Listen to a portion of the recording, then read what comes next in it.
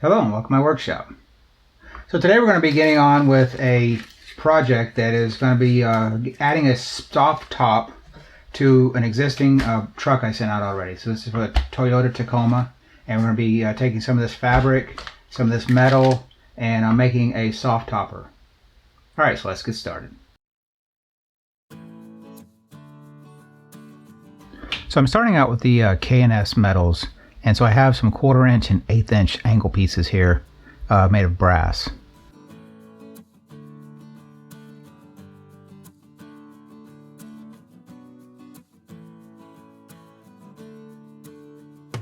So what I'm doing is mitering the corners together and just putting the silver solder on there to tack it together. The 1/4 inch will go down the bed rail side, and the 1/8 inch will go from around the tailgate side and the bed side.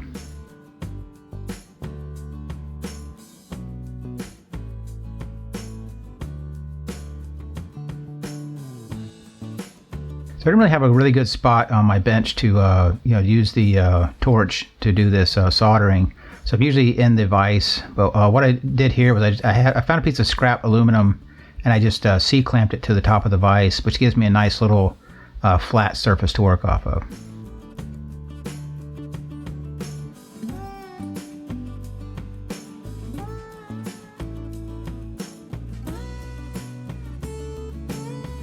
And just kind of clearing around the corners a little bit to make sure some of the extra material is going to make it allow it to be sit flush.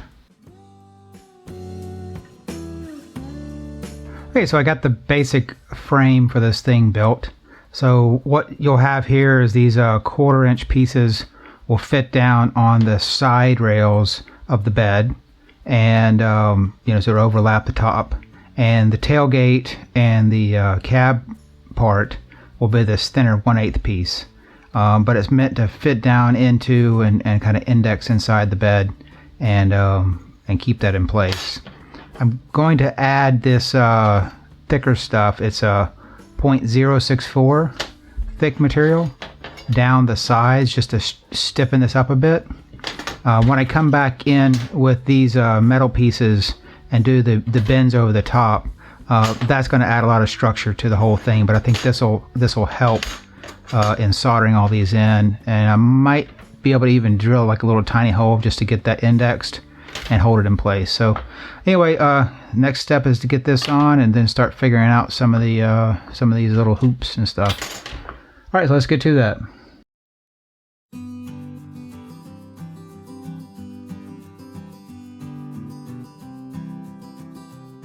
So the angle pieces I have were pretty thin, so I wanted to beat them up a little bit. I went back with a thicker piece of flat stock, and basically just silver soldering that to the angle pieces on top to kind of stiffen it up a bit.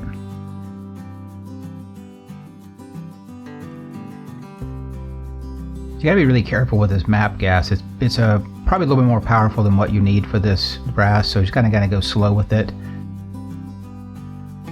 So like I did on the side with brass, I couldn't find a piece that was thick enough that I felt would add enough strength to the rear. So I found a little piece of steel. It's about the same width and just about right thickness, and I was able to silver solder that down to the top. And like I said, when you get the silver solder and the the extra thick material on there, it really does stiffen it up quite a bit.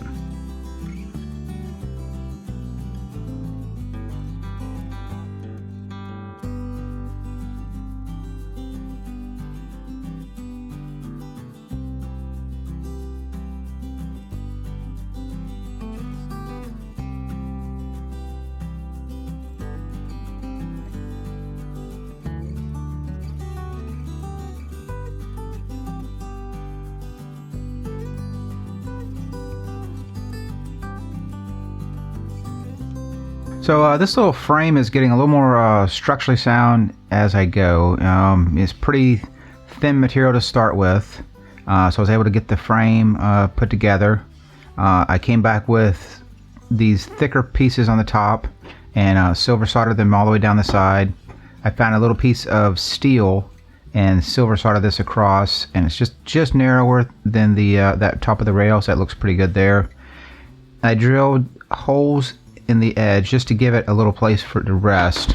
And I took this it's a steel wire. This is my test bin, so I'm gonna use this one to match up with the rest of the bins to make sure they're the same.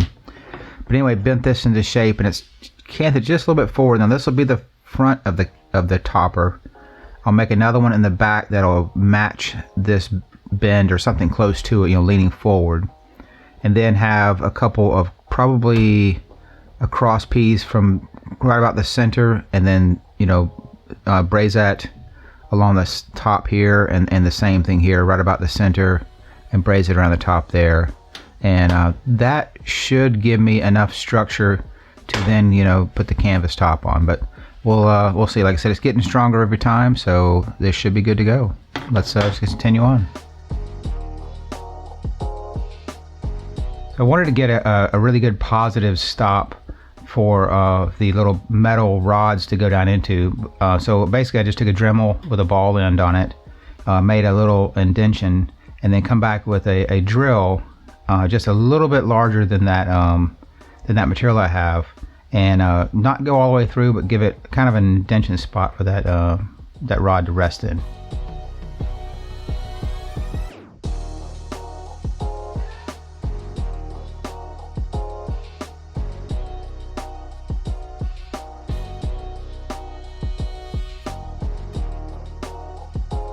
And so I used basically just a piece of you know, stainless steel tubing there I had that was the right dimension, and just bent that over with my hand.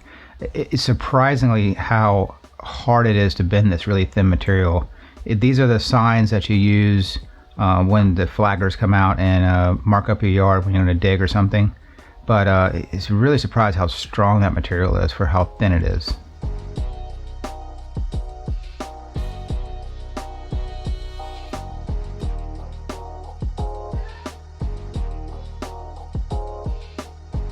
So once you get the thing bent, you have to, you know, tweak it and lay it down flat just to see if it needs to be, you know, straightened out a little bit, especially when you're bending things by hand like that.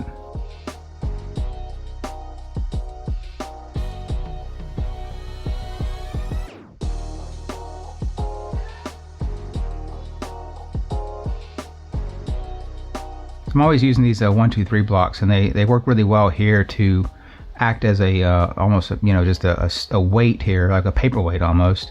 But it's it also holds the bottom flat down to a, you know, a good flat surface.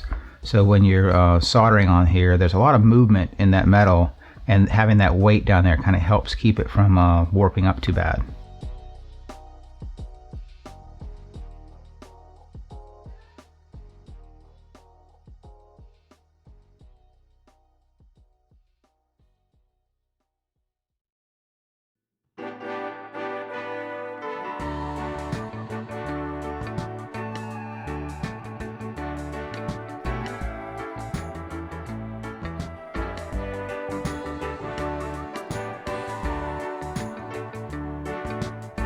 You can see that little ball end I'm using to get the thing started, the hole started there, and then just come back with the drill and just deepen it up a little bit and put a little bit of angle on it.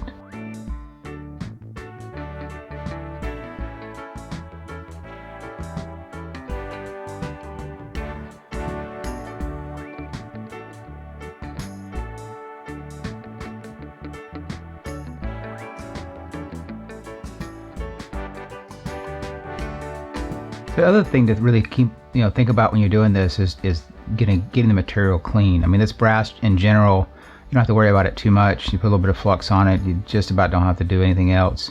But I always try to get it as clean as possible.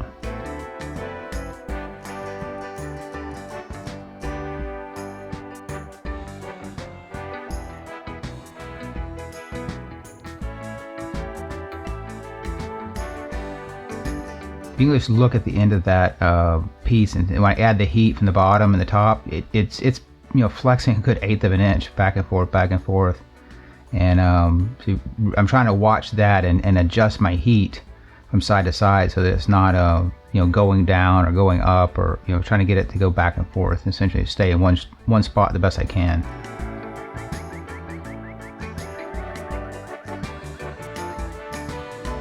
I really didn't investigate too much about, you know, this topper, but what it looks like is it folds down. So I think it's kind of more like a almost like an umbrella, and so it has these stays that go up and cross over, and that actually worked out in my advantage to really strengthen this thing up.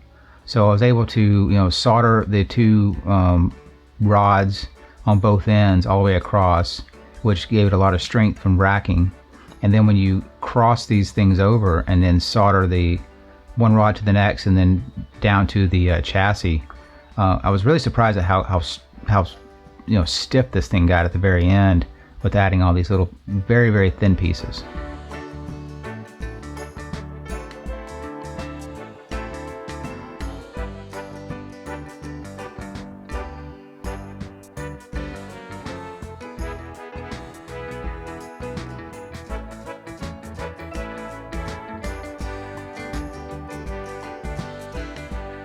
So crossing these pieces over and then tying in the angle pieces to the end really does add a lot of stiffness to this, and really made it a lot stronger than I anticipated it being. I knew it would be okay, but I think it's going to be even better than I thought. So where these two pieces touch, I'm just silver soldering them together, making that forming that X, and then going back down where it goes into the brass, and also soldering that up.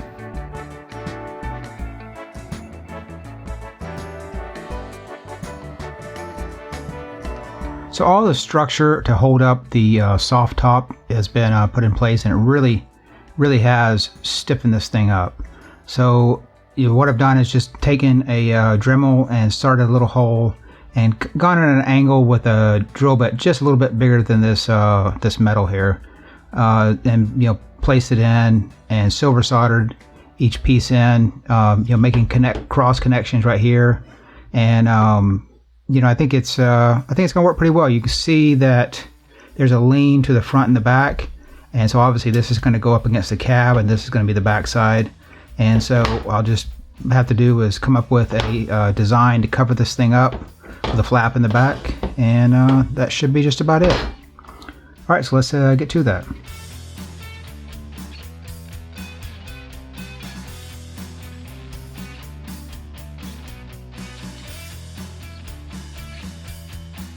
So I took some craft paper and just some brown paper and stretched it across the top just to kind of take the bulk of it up so I didn't have to use so much tape. And then essentially I'm just laying down tape in different directions and overlapping that tape. And so what I'll be able to do is come back and cut this out, and which will essentially give me a pattern to cut the fabric to.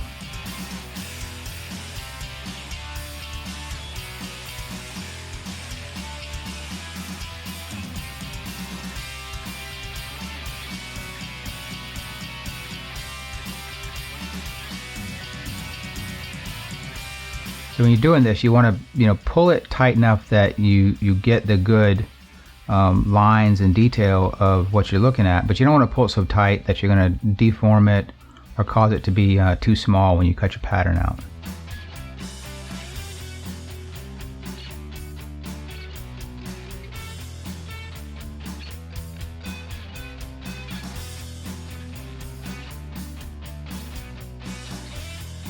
If you really get into making some of these pieces, you can get a lot of good ideas by watching some of these guys that make like the props or the cosplay.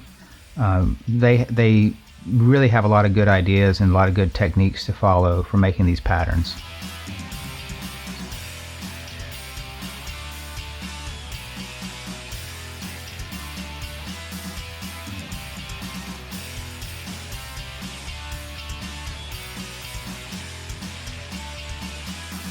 We just got to cut the little bit excess around the edge, and then start to separate this pattern from the structure below.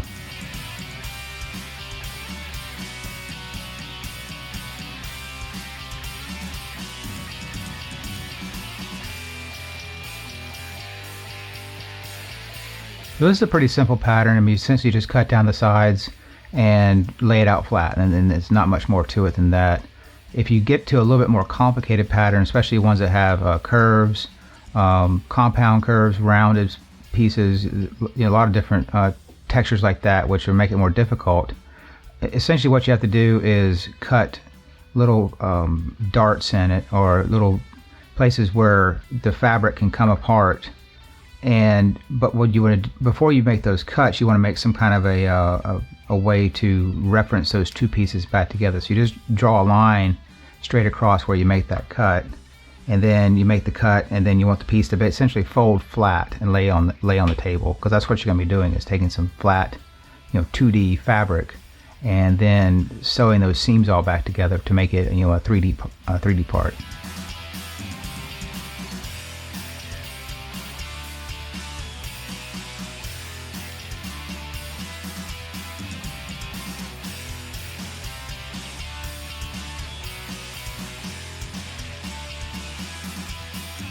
So now we're getting down to the final steps, and really kind of the most important thing about this whole thing is the soft top.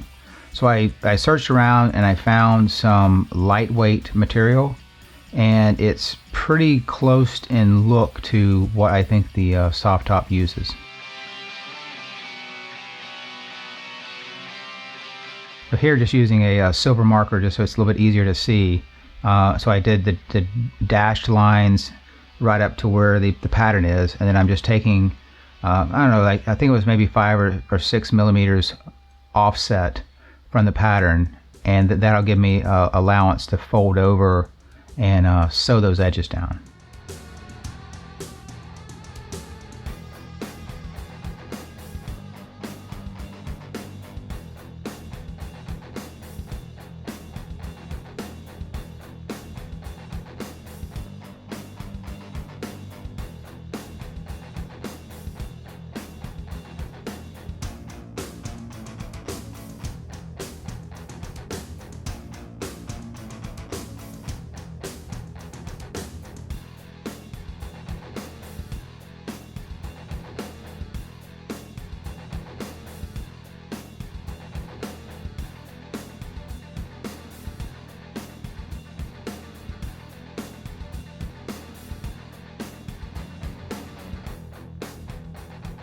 So instead of trying to sew these pieces up and get them right, I have some liquid stitch. So I do the same process of cutting the seam allowance in, but instead of sewing it, I just basically put the liquid stitch on and a little bit of a weight to hold it down.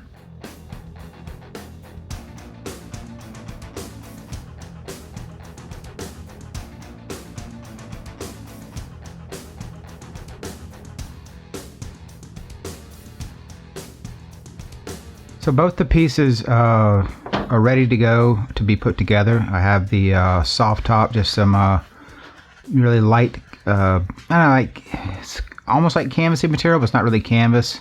I have the plastic glued in for front and back to be the windows, and that will stretch over the top of this frame I have. And I just put a little bit of satin black on this.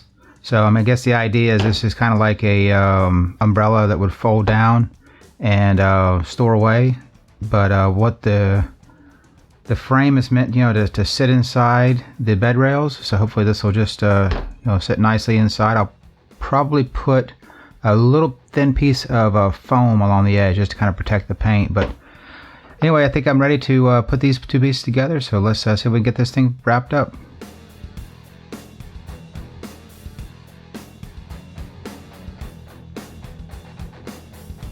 So the last step is to stretch this material over, and hopefully if you did your pattern correct, then it'll fit right. And I'm just taking a little bit of super glue and gluing it down to the edge. What I did to give me a little more surface area to glue to is I took some styrene and I placed little styrene squares right along the outside edge of that frame, and that gave me a good solid area to glue to with the super glue.